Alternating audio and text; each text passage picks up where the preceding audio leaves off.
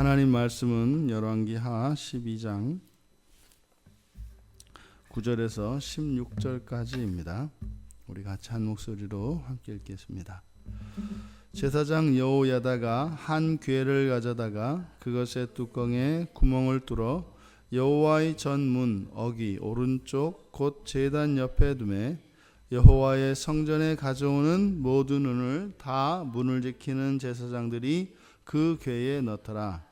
이에 그 궤 가운데 은이 많은 것을 보면 왕의 서기와 대제사장이 올라와서 여호와의 성전에 있는 대로 그 은을 계산하여 봉하고 그 달아본 은을 일하는 자 곧 여호와의 성전을 맡은 자의 손에 넘기면 그들은 또 여호와의 성전을 수리하는 목수와 건축하는 자들에게 주고 또 미장이와 석수에게 주고 또 여호와의 성전 파손한 데를 수리할 제목과 다듬은 돌을 사게 하며 그 성전을 수리할 모든 물건을 위하여 쓰게 하였으되 여호와의 성전에 드린 그 은으로 그 성전의 은대접이나 불집게나 주발이나 나팔이나 아무 금 그릇이나 은그릇도 만들지 아니하고 그 은을 일하는 자에게 주어 그것으로 여호와의 성전을 수리하게 하였으며 또 그 은을 받아 일꾼에게 주는 사람들과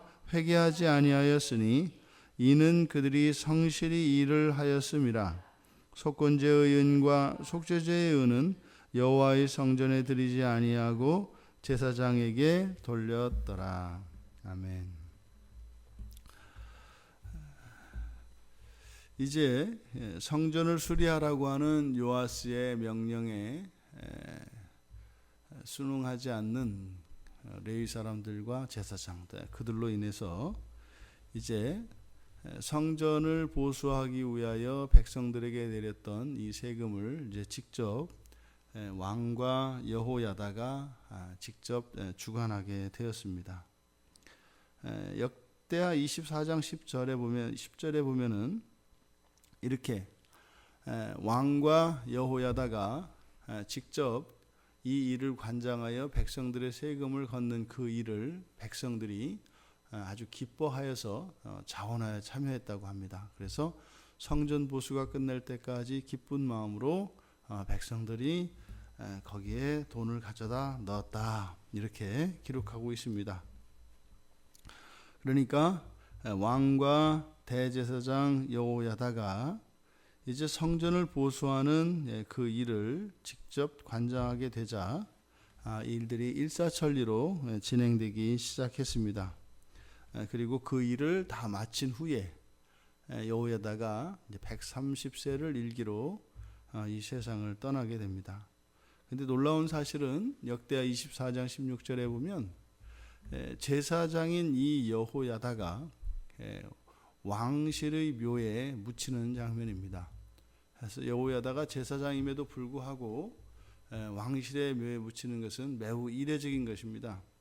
성경은 그가 이스라엘과 하나님과 하나님의 성전에 대하여 선을 행했기 때문이다 라고 얘기를 합니다. 그러니까 아마 이 여호야다가 요아스를 도와서 이렇게 섭정하였던 7살째 되던 해 왕이 된 요아스가 지금 이제 23살이 되어서 이제 직접적으로 통치 행위에 참여하게 되는데 그 기간 동안 이 여호야다가 요아스를 도와서 정치를 관장했었죠.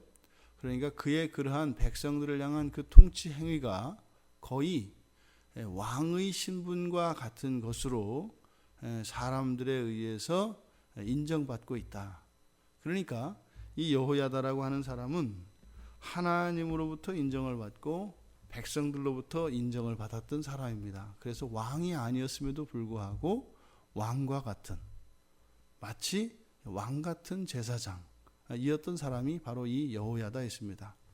그리고 실제로 여호수아 이후로 이제 정복 전쟁을 마치고 난 뒤에 이 대제사장이라고 하는 명칭이 잘 사용되지 않습니다. 왜냐하면 그것은 이스라엘에 이제 왕정이 들어오면서 왕권이 점점 강화되어서 우리가 선지자와 대제사장과 제사장을 이제 삼중직이라고 하는데, 왕권이 강화됨으로써 대제사장은 실제로 왕권에 복속되는 이러한 결과를 낳았습니다. 그래서 대제사장은 그저 대제사장이 아니라 그냥 제사장으로 불리게 되었고, 대제사장이라는 명칭은 잘 사용하지 않았습니다.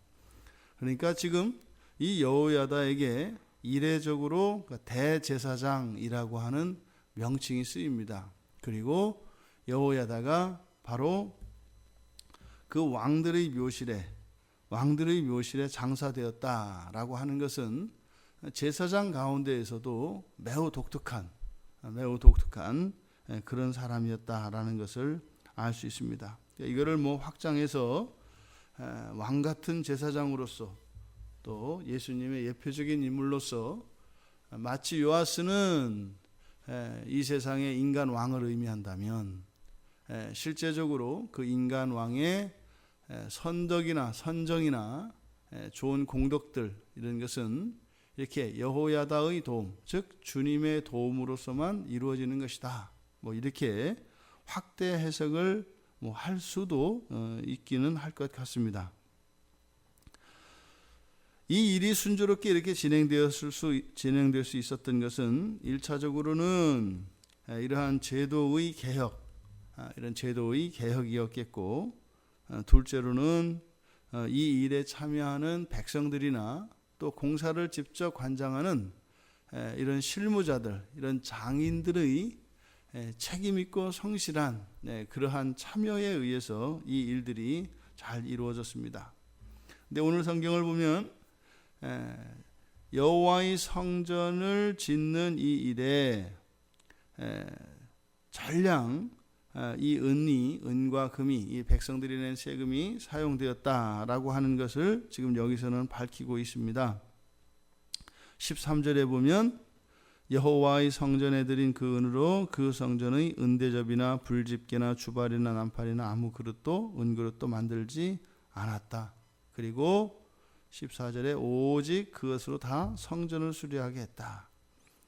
이것은 이제 성전을 수리하는 것을 1차적으로 가장 우선적으로 했다는 이야기입니다. 평행 본문인 그 역대에 가 보면, 역대하 24장 14절에 보면 성전 보수 공사를 다 마친 후에 남은 은을 이제 왕에게 가져오는데, 그것을 가지고 이제 성전에 필요한 그릇들을 다 만들었다, 이렇게 얘기합니다. 그러니까 지금 열왕기 저자는 바로 성전 보수가 이때 당시에 얼마나 시급한 일이었는지를 이야기하고, 또 앞서서 우리가 살펴보았던 것처럼 제사장들이 그들의 생계가 너무나 피폐한 상황이었기 때문에 요아스 왕이 성전 보수를 위하여 세금을 내도록 백성들에게 했을 때, 이 제사장들이 그 세금을 직접 걷어서 성전을 보수하는 데 쓰지 않고 그들의 생활비로 쓰기에 급급했었던 말씀을 드렸지 않습니까? 그런데 바로 그 어떤 것보다도 이 성전 보수 공사가 가장 우선하고 가장 중요하다는 것, 이것을 이 열왕기 저자는 강조하기 위해서 그 뒤로 성전에 이런 그릇들을 만든 것을 생략하고 있습니다. 우리가 이 세상을 살아가면서 항상 가장 우선해야 하는 것은 바로 우리들의 신앙의 갱신입니다. 신앙을 회복하고 신앙을 갱신하는 이 일은 그 어떤 일보다 우선합니다. 왜냐하면 그것이 우리의 삶과 우리의 전 인생의 기초가 되는 것이기 때문이지요. 그래서 지금 열왕기 저자는 그 우선순위, 성전을 보수하는 이 우선순위가 우선되어야 한다, 그 어떤 것보다 그것을 강조하고 있습니다. 그렇게 했기 때문에, 제도적으로 그렇게 했기 때문에 이것이 가능했다. 그리고 16절에 보면 속건제의 은과 속죄제의 은, 이것은 여호와의 성전에 드리지 않고 제사장에게 돌렸다. 이렇게 얘기를 합니다. 그러니까 이것은 또 하나의 제도 개혁을 의미하는데, 과거에는 이 제사장들의 이런 생계를 보장해주는 이런 제도가 없었습니다. 그러니까 제사장들 스스로가 알아서 자신들의 생계를 꾸려나가야만 했습니다. 그러다 보니까 미래에 대한 불확실성, 그래서 이렇게 성전 보수를 위하여 거두어들이는 그 세금조차도 자신들의 생계를 위하여 그 돈을 다 가져다 쓰고 또 때로는 비축하거나 이렇게 했겠죠. 그런 일들이 바로 성전 보수 공사가 제대로 진척되지 못하게 하는 큰 방해 요인이었기 때문에 지금 16절에서 이렇게 제사장들의 생계를 보장하는 이러한 제도적 장치를 마련함으로써 제사장들조차 이 일에 적극적으로 잘 참여할 수 있게 되었다는 겁니다. 여호야다가 요아스를 도와서 이렇게 성전을 보수하고 제도를 개혁함으로써 신앙의 회복과 신앙의 갱신 운동을 펼쳤습니다. 매우 성공적이었습니다. 그래서 모두가 적극 참여하였고 바로 이 성전 보수 공사가 순조롭게 진척되었습니다. 여기서 우리가 생각해 보아야 할 것은 이러한 제도 개혁 그리고 성전 보수라고 하는 이런 시설 확충을 통한 이런 신앙 회복 운동 매우 효과적이고 의미 있다는 것입니다. 또 매우 중요합니다. 하지만 이러한 개혁과 이러한 성전의 보수, 이것은 여호야다라고 하는 대제사장의 주도적인 역할에 의해서 이게 실제적으로 가능했습니다. 근데 문제는 이제 여호야다가 이 이후로 죽습니다. 그러면 이 제도 개혁이라고 하는 이런 외적인 환경의 개선을 통해서 추구하는 이런 신앙의 개혁은 그것을 주도하는 사람들이 사라지고 나면 그 열기와 그 효과는 반감되거나 그것이 아주 그 이전으로 개혁 이전의 상태로 되돌아가기 마련이라는 것입니다.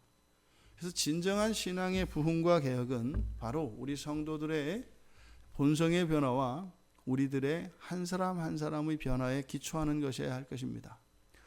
누군가의 탁월한 지도자에 의해서 이루어지는 이러한 신앙의 부흥의 경험들 그리고 일시적인 이런 부흥의 일들은 교회의 역사 속에서도 있어 왔습니다. 그래서 우리들은 늘 그런 탁월한 지도자를 기다리고 있죠. 하지만 성경에서 우리들에게 가르치는 바는 이렇게 탁월한 지도자에 의해서 일어나는 또는 이런 제도의 개혁을 통해서 일어나는 이러한 신앙의 부흥이 아니라 우리들 한 사람 한 사람이 말씀에 의해서 우리의 본성이 변화되어지는 그 부흥을 참된 부흥이라고 가르쳐주고 있습니다. 우리들에게는 오직 왕이신 예수 그리스도 그 한 분만을 모범으로 하여 그분을 모범으로 하여 우리들의 삶과 우리들의 신앙과 우리들의 모든 것을 바꾸어 나아가야 할 것입니다.